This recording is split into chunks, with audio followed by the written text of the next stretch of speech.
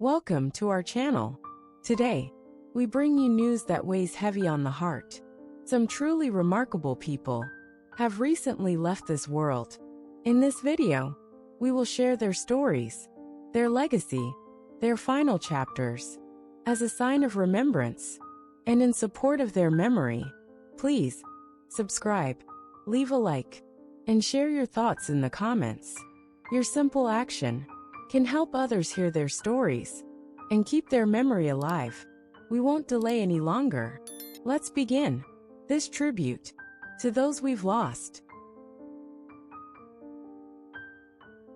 On May 1, 2025, in Santa Fe, New Mexico, the world bid farewell to Caroline Ruth Delacroix, a groundbreaking American visual artist, sculptor, and activist whose bold interpretations of identity, trauma, and cultural memory forever changed the shape of modern art.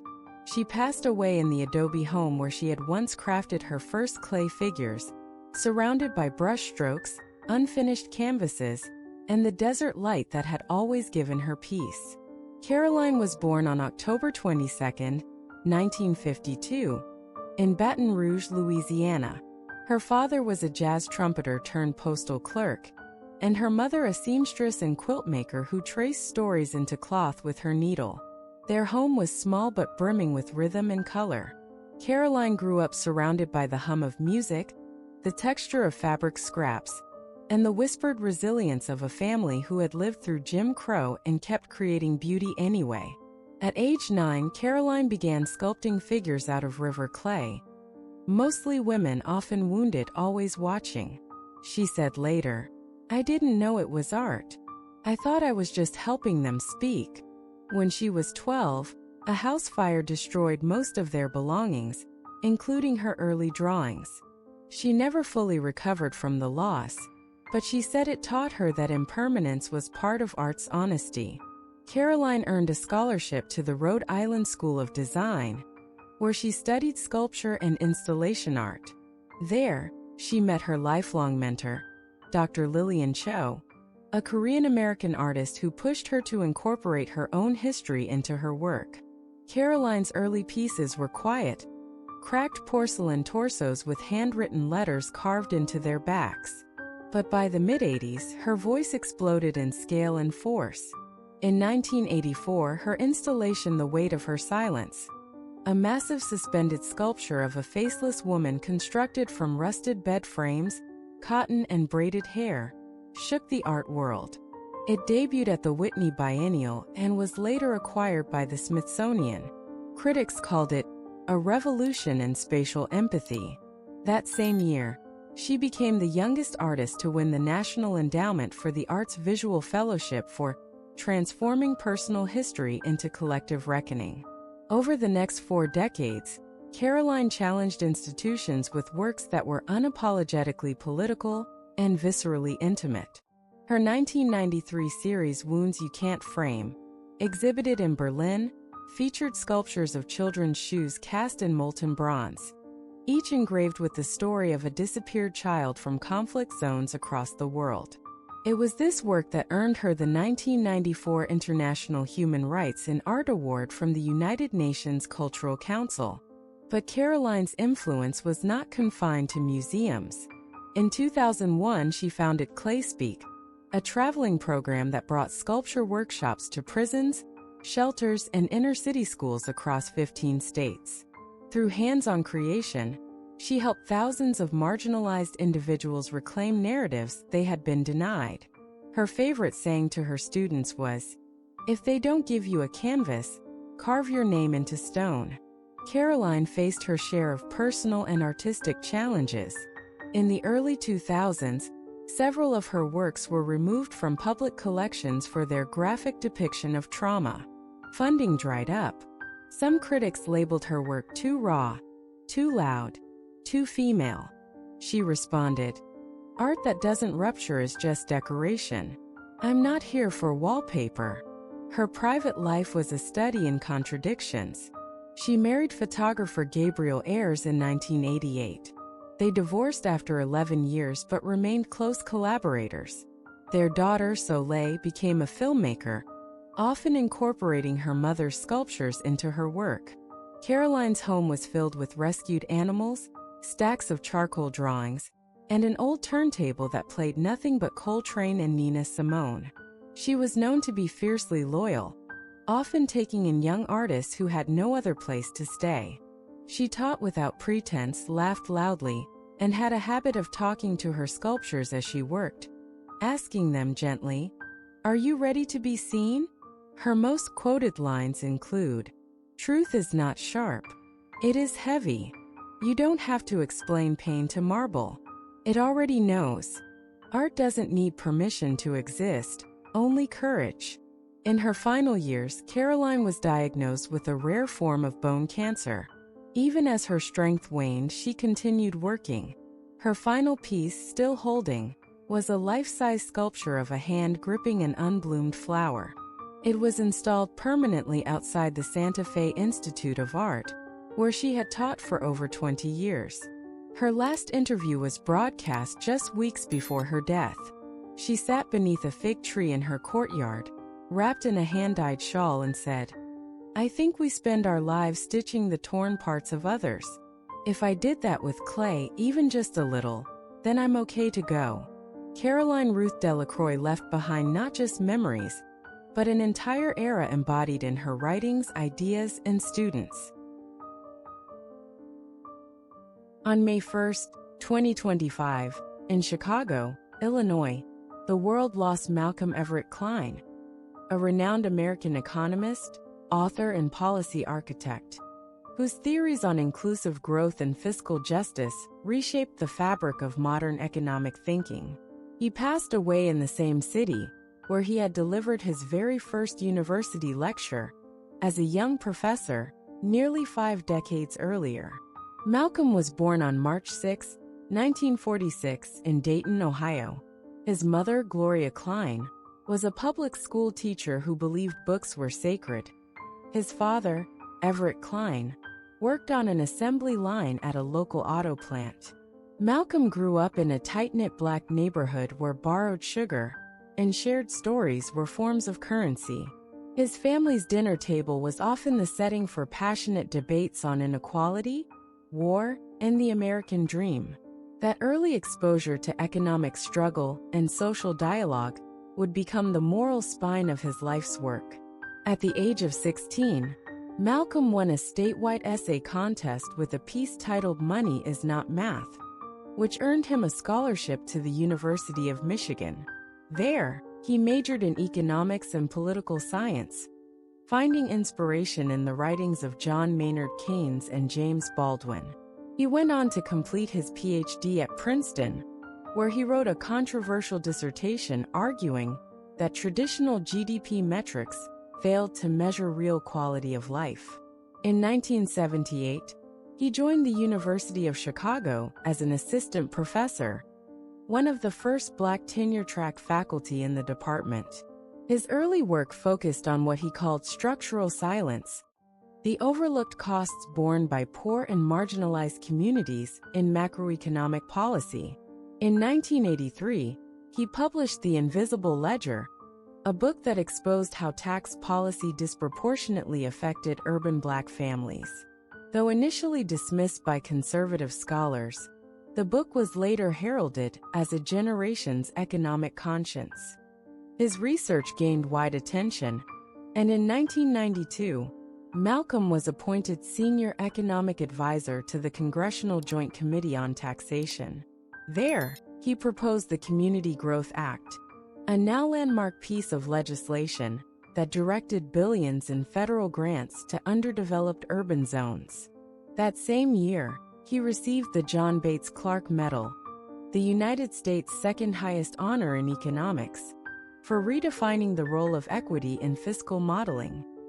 Malcolm's influence stretched far beyond academia. He was a frequent guest on national news panels, where he spoke with clarity and conviction about wage stagnation, redlining, and the moral cost of austerity. Yet he remained a teacher at heart. For over 30 years, he taught introductory economics at the University of Chicago, often starting lectures by asking, What would this graph look like if it included your mother's grocery bill? He founded the Civic Economics Institute in 2005, a nonprofit dedicated to producing public accessible research for policymakers, teachers, and community organizers. His lectures and white papers became key tools in grassroots advocacy campaigns, especially in housing reform and healthcare equity. Despite his accolades, Malcolm was no stranger to hardship. In the late 1980s, he was denied tenure at a rival institution after publishing a critique of the IMF's lending practices, a decision that nearly derailed his career. He later revealed in interviews that the rejection had sent him into a deep depression, during which he nearly left academia altogether. What saved him, he said, was a single letter from a former student who wrote, "You taught me that numbers are never neutral, so I stayed." In his personal life, Malcolm was both quiet and deeply principled.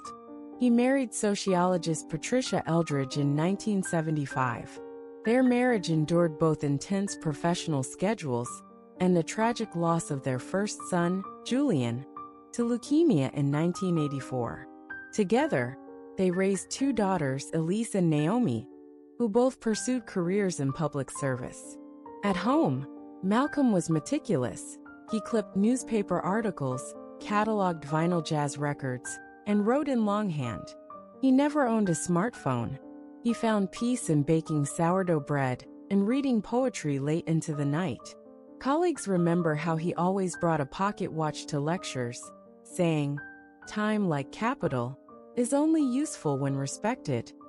His legacy lives on in the countless students he mentored, many of whom now shape public policy, teach at top universities, and lead social justice initiatives across the world. Among his most quoted lines were, "Every budget is a moral document. Growth without dignity is theft. The economy is not a machine, it's a mirror." In his final years, Malcolm was diagnosed with Alzheimer's disease. Though his memory began to slip, he continued teaching through voice recordings, recorded interviews, and handwritten notes, often left for his colleagues and students in faculty mailboxes. His final public appearance was at a panel titled "The Future of Economic Fairness," where he said softly, "Numbers are not our masters. They are our servants, if we remember whom they should serve." He passed away just before dawn, as light began to touch the bookshelves of his home study. Malcolm Everett Kline left behind not just memories, but an entire era embodied in his writings, ideas, and students. David Kenneth Harbour was born on the 10th of April 1975 in White Plains, New York, United States. He entered the world to Kenneth and Nancy Riley Harbour, both of whom worked in real estate, his mother in residential properties and his father in commercial ventures. From the earliest days, his family home was one where diligence and empathy were valued equally, and where the young boy learned that imagination and hard work could flourish side by side. Growing up in suburban Westchester County, David was drawn to any opportunity to perform. In elementary school, he memorized book reports and recited poetry at assemblies, convincing teachers that the classroom stage was as natural to him as any theatrical platform.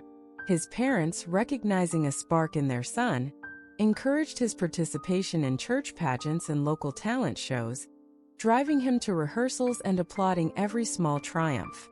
By the time he entered Byram Hills High School in Armonk, New York, he had already become a fixture in the drama club and the school choir, where he explored voice projection and character work alongside classmates who would themselves pursue acting careers. At Byram Hills, David balanced rigorous coursework with afternoons spent in the auditorium, honing his craft through a steady rotation of Shakespeare scenes and musical numbers. His drama teacher noted his uncanny ability to inhabit both comedic and tragic roles, while his peers admired his generosity in helping others perfect their soliloquies. Though he excelled academically, particularly in English literature and history, it was on stage that he felt most alive, crafting nuanced characters and testing the boundaries of his vocal and emotional range. It was during these formative high school years that he first understood the actor's dual obligation to self-discovery and to the audience's engagement. Upon graduating in 1993, David pursued higher education at Dartmouth College in Hanover, New Hampshire, where he majored in drama and Italian and joined the Sigma Phi Epsilon fraternity. The liberal arts environment of Dartmouth allowed him to study a diverse array of theatrical traditions, from commedia dell'arte to modern ensemble work, and to travel with the college's touring troupe. There, he performed in student-led productions ranging from Chekhovian sketches to original devised pieces, deepening his understanding of character motivation and collaborative storytelling. His academic advisors observed that he approached every assignment, whether a term paper on 16th-century drama or a scene study of Arthur Miller's work, with equal passion and discipline. From 1994 through 1997, David honed his talents with the theater at Monmouth at Cumston Hall in Monmouth, Maine, performing in Shakespearean productions including The Tempest, Much Ado About Nothing, The Winter's Tale, and Hamlet. These rigorous summer seasons challenged him to master Elizabethan language and to project both voice and presence across large, unamplified stages. The rural Maine audiences rewarded his commitment with standing ovations, and critics began to note the clarity and emotional depth of his interpretations. It was in these winding halls and barn-converted theaters that he cultivated the stamina and versatility that would later define his professional career. Upon earning his Bachelor of Arts in 1997, Harbour relocated to New York City with the ambition of breaking into professional theater and television. He supported himself with odd jobs, bartending, waiting tables, and ushering at off-Broadway venues, while attending open auditions and networking relentlessly. In 1999, he made his Broadway debut in the revival of The Rainmaker, marking his transition from ensemble roles to a presence on New York's premier stage. Later that same season, he earned a Tony Award nomination for his portrayal of Nick in a revival of Who's Afraid of Virginia Woolf, a testament to both his emotional intelligence and his command of classical text. These early milestones confirmed that his dedication to craft and willingness to take creative risks would sustain him through the inevitable uncertainties of an acting career. Simultaneously, Harbour made his television debut on Law and Order in 1999, playing a waiter in a single-episode arc. Over the following decade, he appeared in multiple installments of the Law and Order franchise, portraying characters ranging from disturbed suspects to grieving family members. He built a reputation as a reliable character actor, bringing subtlety and nuance to roles in series such as Law and Order, Special Victims Unit, Hack, The Unit, and Pan Am. Each guest appearance sharpened his technical proficiency, matching eye lines, hitting comedic beats, and adapting stage instincts to the intimate demands of the camera. These foundational screen experiences laid the groundwork for his later television breakthroughs. Harbour's foray into feature films began with supporting parts in major studio releases, including a de facto cameo in Brokeback Mountain 2005, a memorable turn as Shep Campbell in Revolutionary Road 2008, and a gritty portrayal in Black Mass 2015. He also appeared in The Green Hornet, End of Watch, and Between Us, each time demonstrating a capacity to anchor his characters in lived reality. While these roles varied in screen time, his performances consistently drew praise for their authenticity and for the unexpected gravitas he brought to secondary figures. Industry observers took notice that he was an actor capable of enhancing any ensemble cast with minimal fanfare. On the small screen, he secured recurring roles in The Newsroom 2012 to 2014, where he portrayed Newsweek executive Elliot Hirsch, and in the first season of Manhattan 2014, playing Dr. Reed Akeley. Each series placed him in high-pressure narrative contexts, journalistic rigor in one, atomic age scientist drama in the other, and he navigated these complex environments with a balance of intensity and internalized restraint. His television resume, now spanning dramatic, procedural, and period fare, showcased an actor versatile enough to move seamlessly between genres while retaining a recognizable screen presence. The pivotal turning point arrived in 2015, when David was cast as Chief Jim Hopper in the Netflix science fiction horror series Stranger Things, which premiered in 2016. As the world-weary but determined lawman of Hawkins, Indiana, he infused Hopper with both paternal vulnerability and the hard-edged resolve required to face otherworldly threats. Critics lauded his ability to weave humor into tense moments, and audiences worldwide embraced his performances, propelling him to a Critics' Choice Television Award and nominations for 2 Primetime Emmy Awards. His nuanced portrayal of Hopper's redemption arc resonated deeply, earning him recognition as a leading dramatic actor on the global streaming stage. By the conclusion of Stranger Things' second season, David Harbour had firmly established himself as a force in both television and film. His portrayal of Jim Hopper had captured the attention of millions, solidifying his reputation for bringing complex emotional truths to genre storytelling. Although his career was already ascending and he remained in demand for major cinematic roles, his peak of worldwide fame, spanning blockbuster films, major awards and high-profile endorsements, lay just over the horizon. In that moment, when both critics and audiences had taken stock of his artistry, but before the thunder of global popularity would resound, he stood as a testament to the power of perseverance, the importance of continuous learning, and the transformative potential of authentic performance. In looking back, one recognizes that his early journey left an indelible imprint on modern entertainment, and that his life and work had already woven themselves into the cultural fabric, ensuring his contributions would be remembered with profound respect and gratitude.